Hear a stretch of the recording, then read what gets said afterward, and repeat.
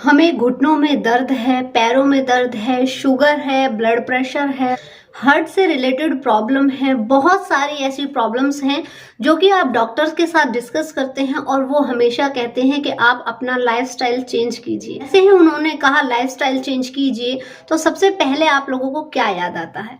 आपको याद आता है आपका खाना, यानी कि सब्जियां, फ्रूट्स, योगा, एक्सरसाइज। सही कहा ना?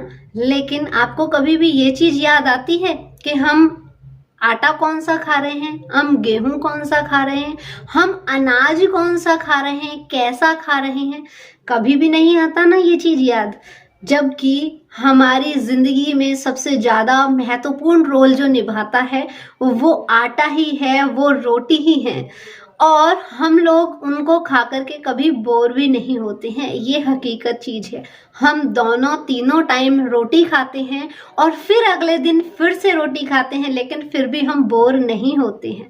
क्या आपने सोचा है कि हम इतनी इम्पोर्टेंट चीज को बिल्कुल भी तवज्जो नहीं देते हैं, बिल्कुल भी हम लोग इस पर गौर नहीं करते हैं? तो आज चलिए हम इस बहुत ही इम्पोर्टेंट चीज पर गौर करते हैं और जानते हैं कि हमें कौन सा आटा खाना चाहिए और कैसे खाना चाहिए। तो स्वागत करती हूँ आप लोगों का अपने चैनल डॉक्टर वर्मा PISNS में। तो देखिए, उम्मीद करती हूँ ये वीडियो आप लोगों के लिए इंफॉर्मेटिव और यूजफुल रहेगी। और अगर आप लोग मेरे चैनल पर आए हैं पहली बार तो इसे सब्सक्राइब करके बेल आइकन को जल्दी से दबा दीजिए, और साथ ही वीडियो अच्छी लगे, हेल्पफुल रहे तो लाइक कर दीजिएगा, क्योंकि आपका तो लाइक करने से कुछ नहीं जाएगा, लेकिन मेरा मोटिवेशन अप होता है आपके एक लाइक से। तो देखिए, आप लोगों को प्रॉब्लम होती है, चाहे वो शुगर से रिलेटेड प्रॉब्लम हो, पेट से रिलेटेड प्रॉब्लम हो, जॉइंट पेन हो, या फिर आप लोगों को थायराइड हो, कोई भी प्रॉब्लम हो, सबसे मेन जो कारण होता है वो होता है हमारे मेटाबॉलिक रेट का सही से काम ना करना। अब हमारे मेटाबॉलिक रेट का सही से काम ना करना, आखिरकार हम लोग ऐसा क्या करें जिससे कि हमारा मेटाबॉलिक रेट सही हो जाए, हमें इनमें से कोई भी प्रॉब्लम ना हो। तो टॉपिक पर आगे हम लोग बात करने वाले हैं कि आपको किस तरीके से आटा खाना है जिससे कि आपकी ये प्रॉब्लम खत्म हो जाए। क्योंकि अगर आप सही आटा खाएंगे तो आपका ब्लड सर्कुलेशन सही रहेगा, आपको थायराइड नहीं होगा, आपका बेली फैट नहीं बढ़ेगा, आपकी तोंद नहीं निकलेगी, और जो इन फ्यूचर आप लोगों को गंभीर समस्याएं होने वाली हैं वो नहीं होंगी। और इसका पता है मेन जो कारण है वो क्या है? वो है गेहूं का आटा।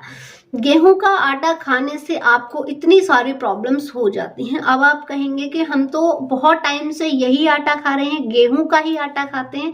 अगर गेहूं का आटा ना खाएं तो हम क्या खाएं?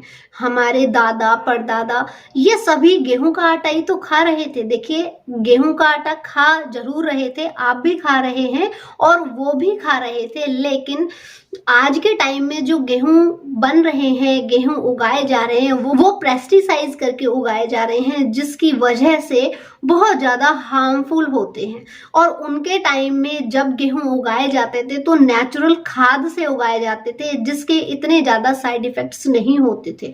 और कुछ लोगों को तो जो गेहूं के आटे में ग्लूटन होता है उससे बहुत ज्यादा एलर्जी होती है, तो उनके लिए भी ये वीडियो है, जरूर देखिएगा इसे। तो आपको क्या करना है जिससे कि आप इतनी सारी प्रॉब्लम से बच सकें? आपको गेहूं के आटे के साथ में बाजरे का आटा, मक्के का आटा, जौ का आटा, चने का आटा, रागी का आटा, इन सभी आटे को मिक्स करके खाना है। लेकिन इनका प्रोपोर्शन क्या होना चाहिए, इनका रेशो क्या होना चाहिए, वो मैं बता देती हूँ ताकि आपको प्रॉब्लम ना हो। देखिए, गेहूं का आटा अगर आप लोग यूज करते हैं, मानिए अगर आप लोगों ने 10 किलो गेहूं का आटा लिया है तो आपको 2.5 किलो चने का आटा लेना है, 1 किलो आपको बाजरे का आटा लेना है, आधा किलो आपको मक्की का आटा लेना है, और 250 ग्राम आपको रागी का आटा लेना है। इस प्रोपोर्शन में आप लोगों को इन्हें यूज करना है। अब एक चीज और मैं आपको बता देती हूँ कि इन सभी को आपको मिक्स करके नहीं पिसवाना है, क्योंकि ये जो ग्रेन है इनकी सभी की थिकनेस अलग अलग है, तो इसलिए इनको सभी को अलग अलग पिसवाइएगा और अलग अलग ही रखिएगा इनको। और आप जब भी रोटी बनाते हैं तब इनको मिक्स करके मल्टीग्रेन से रोटी बनाइए। तो उससे क्या होगा कि आपकी जो प्रॉब्लम है, इतनी सारी प्रॉब्लम्स हैं, वो नहीं रहेंगी, वो खत्म हो जाएंगी।